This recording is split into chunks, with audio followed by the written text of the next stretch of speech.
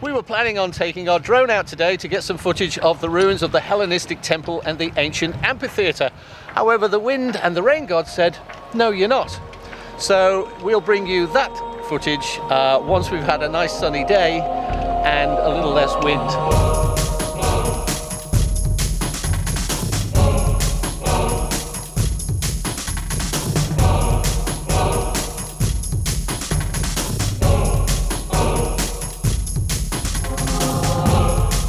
I am berating myself for being a procrastinator.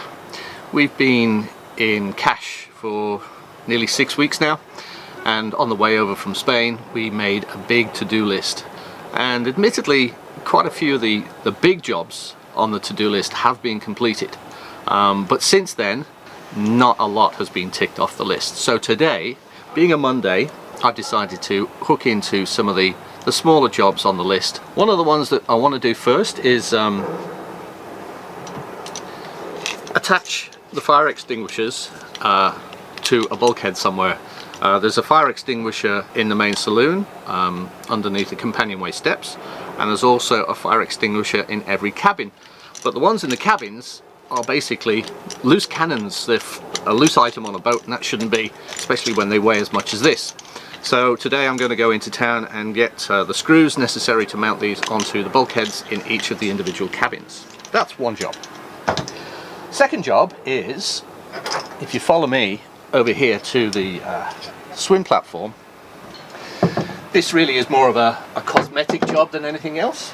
There are two nuts and bolts that go through here in this hinge joint, and this one here is quite corroded because I think the bolt has been replaced with a non-stainless steel bolt, and while I've got it off, I'll use some steel wool to just basically clean up some of the rust stains. It's a cosmetic thing, but when I look at it, it just annoys the crap out of me. The sun and the salt air basically rots everything eventually, and here on the Passerelle, which we will be using next week when we go stern to on the other side of the harbour here at Cash, the wheels, not sure what sort of plastic they're made of, but basically they've been sun damaged, and if you look closely at this one, the plastic is so damaged that it's actually just separated. I have tried taking both of these nuts off to see if I could actually get the bolt out and take the wheels off, just take the wheels off, but for some reason it ain't doing it. So we're going to take the whole Passerelle up to the magic man, Aiden. He's got a workshop up in town, and leave it with him because he will magically make new wheels. It's not far to walk to Aiden's workshop, but I will be carrying the Passerelle, and so what we decided to do is make a little shoulder strap and use a little bit of that pool noodle as a extra support, so the rope doesn't dig into my shoulder too much on the walk. Oh, and in case you're wondering about this, we've also planned for this rainy Monday afternoon to take myself to the Turkish barber for the full Monty. That's going to be a lot of fun.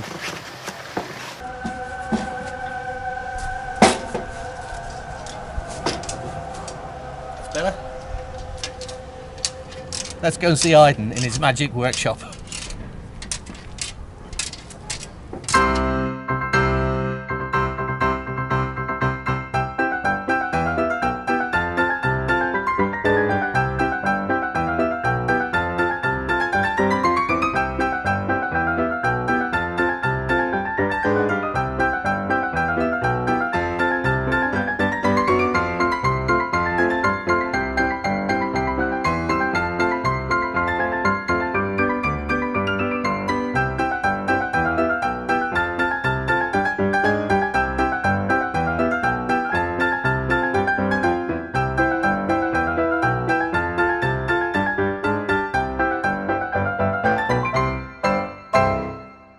So this is where Aiden's workshop is.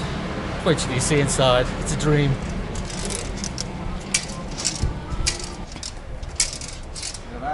Merhaba, günaydın. Günaydın. Aydin here today? Aydin Marina. And the marina. Okay.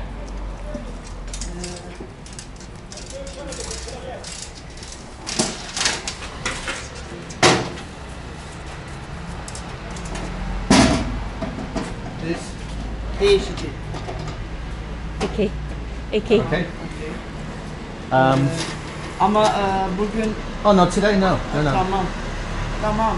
Okay. Okay. Şuraya. Okay.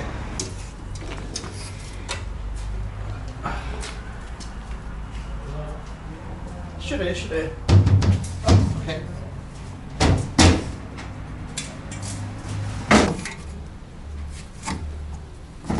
Okay. Good. İyi. Tamam. Görüşürüz. Görüşürüz. And before we go,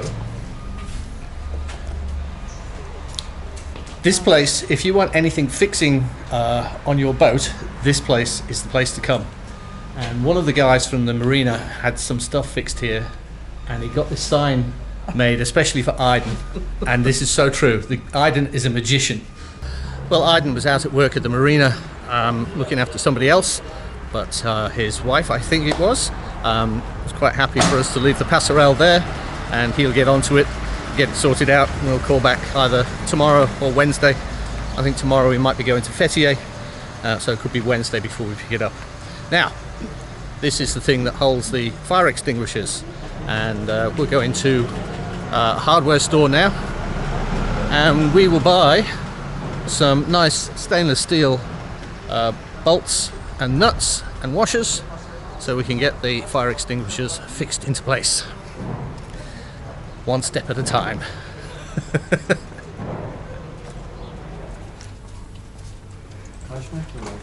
Oh, teşekkürler. Beşlik şase bu. Tea. Normalce somun 6 tane. I'll get this in Bunnings.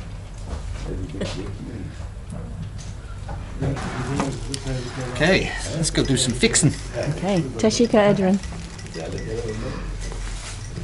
One of the major things on the list was to service the furling mechanism for both the mainsail and the headsail. We were not too bad getting the headsail out on our trip across, but we were very reluctant to get the mainsail out because it was just a pain in the bum. ABC is a 1995 boat, so she's 23, nearly 24 years old now, and I think I can honestly say that the previous two owners never serviced the furling mechanism of either the headsail or the mainsail. So we addressed this situation when we got into the bay next to Cash Marina. It was a fairly simple procedure. We brought out the mainsail and then released the halyard to drop the mainsail and release the sail from the track that's inside the mast. And once we had good access, it was a fairly simple procedure of pouring copious amounts of hot water onto the furling mechanism to basically dissolve the build-up of salt that had happened over the years. Let it dry for a few hours and then applied liberal amounts of a dry lubricant PTFE spray and gave the mechanism quite a good few turns backwards and forwards to really make it run smoothly and loosely. And then it was just a question of putting everything back together and reattaching the sail, running the sail up and furling it away. And it basically works like it should now. While we had both sails down, one of the other jobs that we hooked into was washing all of the lines and halyards and sheets. Again, I don't think they've ever been done in the lifetime that they've been installed on the boat. They were filthy. I think I spent somewhere in the region of 3 hours hand washing the lines in a big bucket of water, and the water was just black. Then when we put all the lines back, we top and tailed them. Because they sit in one position for such a long time, they tend to get wear points where they cross over pulleys and stuff like that. So by topping and tailing the lines, we move those wear points to a different part of the line, and it basically doubles the lifespan of the line. We also asked Aydin, our magical mechanical guy, to manufacture some Teflon washers for the gooseneck on the boom. He did that in short order and very, very cheaply. So now the pivot points on the gooseneck of the boom are all nicely protected from too much metal against metal chafing. Cast your mind back to when we were in Greece, and in particular exiting the Greek island of Astipaleia. There was very lumpy water, and we had no choice but to plough through it as best as we could. It was at that point when one big wave came over the bow here that we lost the lens off our port navigation light. Well, we've also now completely replaced the whole of the port navigation light fitting. And luckily for us, the manufacturers that make these navigation lights all use exactly the same template for the fitting holes on the back. So it just slotted nicely into the existing stainless steel plate right here. Our beautiful headsail, which was used the majority of the time when we had wind on our trip from Spain to Turkey, was also taken down in a similar fashion to the mainsail, and again the furling mechanism was disassembled. Liberal amounts of hot water were then applied to dissolve any salt buildup, and again we used dry lube PTFE spray. This whole unit here does come apart, and I was surprised how easily it disassembles, and it allowed us to get right into here and remove the furling line and get some good lubrication right into the drum and everywhere else. Only one slight problem with the dry lube spray: it does leave a little bit of a kind of like an oily residue on the surface. We had to go washing it off with some salt water, but that's obviously not being good enough, so I'm gonna have to come back here and really get stuck into it with some sort of proper cleaning agent. It looks a bit, well, it looks a lot grubby at the moment. Because we will be going stern to in Cash Harbour sometime this week, we've now got our dinghy mounted here on the foredeck. She's upside down at the moment, so I can't show you the seat and how we fixed it with swapping out the screws for pop rivets, but it works perfectly. So Zodiac, please take note, don't put screws into your seat fixings, use pop rivets, they stay there longer. Yeah, I know what you're thinking, she needs a good clean too. I'll get round to that, I'll put it on the list. And now we get round to our Mercury 8 horsepower outboard motor. Brand new motor, came with a brand new dinghy that we ordered. It was never set up right in the beginning. Now that disappoints me, because Mercury is a good name, and maybe it was just the local franchise of Mercury where we were that didn't do the job properly. And it wasn't until we actually got here to Cash and took the engine up to magic helper Aiden and his magic workshop that we finally found out what the engine was capable of and how it should run and how it should go into gear. Basically, no matter what the air temperature was, I was having to use full choke to get her started, and even then sometimes it was a hit and miss affair. Ticking over, well, she didn't really tick over, it was more like a splutter that was about to have a heart attack and die. Putting it into gear was a horrendous affair.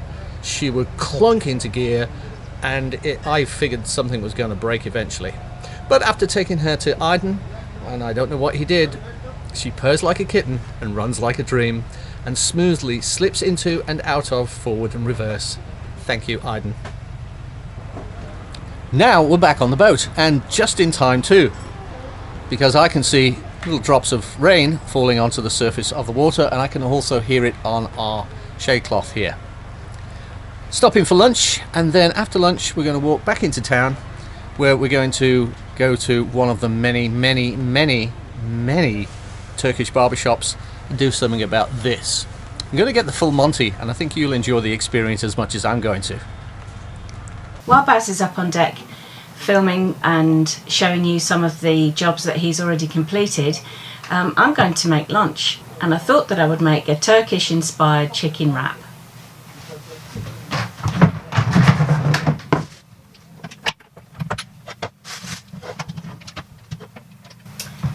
Tomatoes, lettuce and cucumber,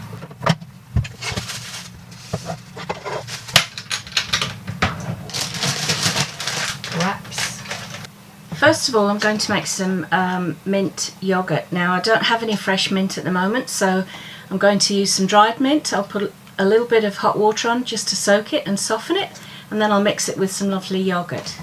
Fresh tomatoes. I go to the market on a Friday and I buy all my fruit and veggies from there because they're so fresh and so reasonable. She's having a Fanny Craddock moment. If you don't know who Fanny Craddock is, Google it. That shows that Barry is an ancient old man.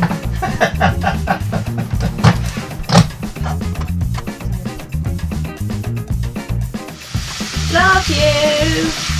You too!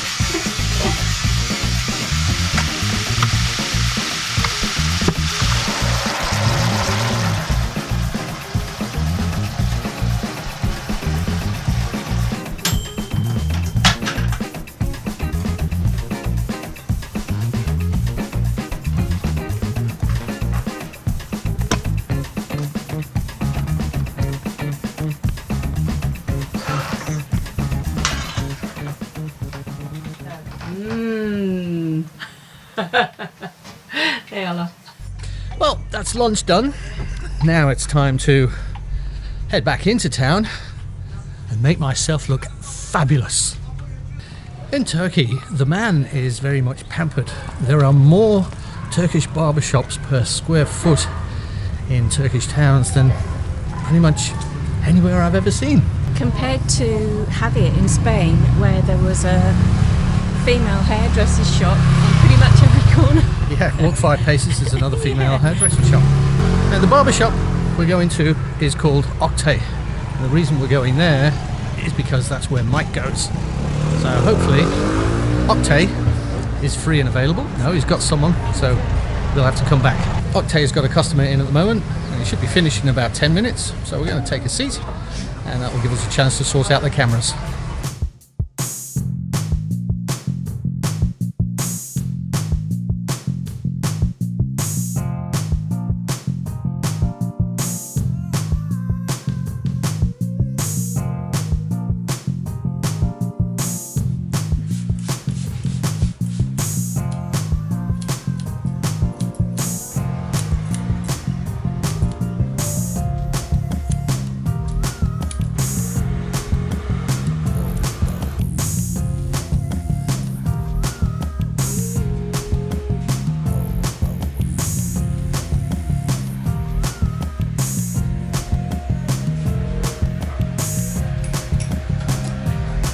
I've got to give that a go.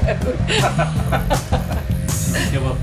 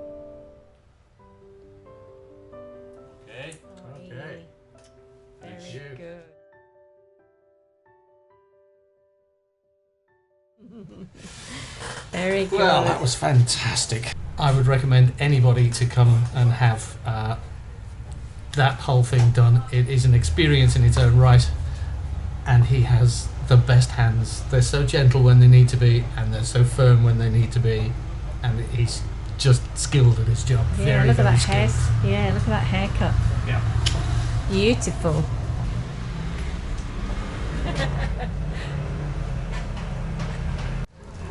Well, that's it for this episode of Sailing ABC. Join us next week when we go to Fethiye on a rescue mission for Ansha's Samsung phone. And we'll do a few other things as well, but we're not quite sure what they will be just yet. So, if you've liked this video, give us a thumbs up and click the subscribe button and also ding the bell so that you're notified of future updates. See you next week.